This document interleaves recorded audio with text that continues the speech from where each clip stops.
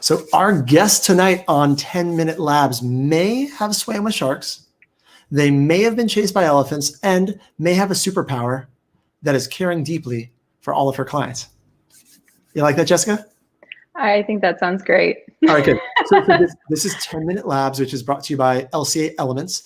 And Jessica and I, before we went live, we were kind of playing around. I said, how about we play 2 truths and a lie? So you guys got to figure out, we're not going to tell you which one of those, right? Swam with sharks, chased by elephants, or superpower is caring deeply for her clients. Which of those are the truths and which is the lie?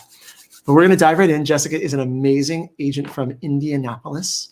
And she, I'm just going to dive right in. Can we set the timer? Yeah, go for it. Thank you for having me. This is quite the honor. Siri, set a timer for 10 minutes. Okay, 10 minutes and counting. All right, we got our timer set. You are going into the hot seat. Here we go. So Jessica, with all that's going on in the world right now, what keeps you awake at night? I would say, honestly, the growing wealth gap distribution. And I am generally more of a conservative in nature, which feels a little unusual for me to say that.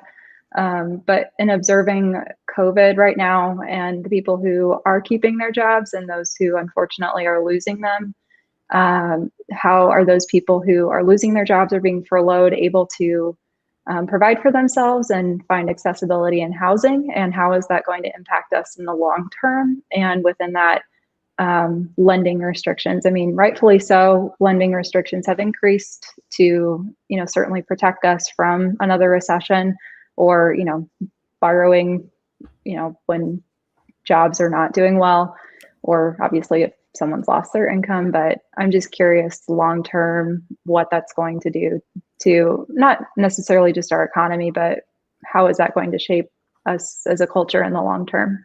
If you can answer that in the next 10 minutes, I will be really, really, that was probably one of the deepest answers I've ever gotten. That's you have some deep thoughts late at night. I like it. All right. So then let's no, it's a good answer. Let's focus this down into the world of real estate then. In the world of real estate, what do you obsess over?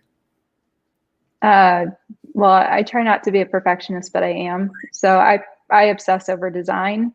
I have an art background, so I went to school for illustration, and long story short, got into real estate to pay off student loans, did that by God's grace, whole lot of grace there. And so art is something that's really important to me. I bring a lot of creativity into my business. Sometimes that's a bad thing because there's just sometimes too many ideas. But I really care about the design, presentation, and how clients feel when they work with me. Okay, so go deeper on that. So when you have this design background, which is, not every agent has that. How does that work when you're working for, say, with a seller? How does that affect when you're working with a client? I think, certainly straightforward. How does their listing booklets look like? Photos, videos. I do professional photos on every single listing that I work with. And I'm actually in a tricky spot right now because I have a seller that unfortunately is in a bad spot with their business, and they had to move their business back into their house, and it's not going to show well. So I'm trying to actually figure that out with photography. But overall, though, just taking every single step and looking at it with design as a concept, and how can I provide the best, most hospitable experience for the client in each stage. And so making them whatever their needs are, because rightfully so, not everybody is relationship oriented like I am. Some people are more transaction oriented, and making sure that those needs are met at every stage. So that's not a very direct answer, but I think I just try really hard at the core to listen well. Yeah, but I think it is a direct answer. So with COVID, have things changed in terms of, have you found a shift in focus from that client service to more of a transactional, or is it pretty much business as usual for you? No, I would say people are actually more hungry to talk than ever. It's a great way for you to reach out to your database and just honestly check in, make sure that people are doing okay. I've had some people tell me that I reach out to them too much because I care too much about them and their experience after closing. But do they really say you reach out? Are they like, Jessica, you're bugging me? Or are they more just like?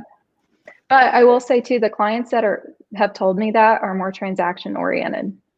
So, again, just learning their personality types and asking them when you want them to follow up with them, because the last thing you want to do is turn somebody off but it's always coming from a point of compassion. And so with COVID, I found that more people that especially were the cold to slightly warm leads that I would follow up with them and never hear back are suddenly coming back to life. So the people that are just kind of like have been kicking pre-approval down the road are ready or possibly more available to have those conversations now. I love it. So what do you see as the biggest opportunity in your business, for going between now and the end of the year? Opportunity. I am looking to take over the social media real estate of TikTok and Instagram. I mean, there's just, oh, Jesse, if I could lay out everything. lay it out. You just hit some buzzwords, because I mean, TikTok is pretty controversial these days. So you want to become, let's hear it. If Jeff Pfizer, I'm so sorry, Jeff, if I said your last name wrong. I need to know that. Jeff Fitzer. Fitzer. Yep. If Jeff is watching, he will be proud of me. But yes, I think right now more than ever, we have the attention. People are turning back their attention to social media and other different platforms like YouTube, where they're home, they want to connect, they can't connect, they're in isolation or having to limit their in-person social circles. And so I've been trying to, this sounds like it's too good to be true, but I think it's actually possible. And I've been testing this over the last 6 weeks, where can you sell real estate from your house without paying for leads, without showing houses, and going through that whole process virtually? There's the answer. I put it on the screen. Get on social. You can. I think you can do it. So are you succeeding in your experiment? Like, so you said without paying for leads, right? Without everything else. Like, do you think you can do that? Oh yeah. No, I've been actually doing a weekly series where I interview local home builders so that the clients are able to understand inventory. And within 2 weeks, I have a client who's moving from San Diego, have a house to sell, found me on Instagram, and we're in the process of putting a deal together here locally. So, I mean, it works, guys. You just got to be consistent. And I've been not trying to toot my own horn. There's plenty of people who do social media out there better than I do, but just be consistent. But I don't necessarily think they do it better than you, because everyone has an authentic brand and spin on social media. You're doing it the way that resonates with you. And so how do you, let's talk about consistency. You seem like someone who has a pretty high level of consistency. Did you develop that, or are you naturally that way? Well, Jesse, I think if we looked at consistency, you would see that I just fail often, and I try to do better than I did yesterday. And some days I'm more successful than others. So some days I'm better at calling. Some days I'm more on social. It just, I think, really depends. And I think a lot of agents can connect with that. It's hard to be active on social when you're out driving around showing houses. But I think the important thing is that for me, and this is really what's made 2020 be a lot better than other years, is just trying to every day focus on the core income producing activities and not letting anything else get in the way of that. I love it. And I put on the screen there the fail often, but the Silicon Valley version of that is fail forward. You ever hear that one? Right? Yes. It's all about failing forward. So we got a couple minutes left. 10 minutes goes by super fast. We'll get time for at least one, maybe two questions. What's the biggest mistake that you think experienced agents are making right now? I think collaboration. I think collaborating or not collaborating. Well, I think a lot of times agents that are veterans tend to be very closed door, don't want to insulate themselves from other agents.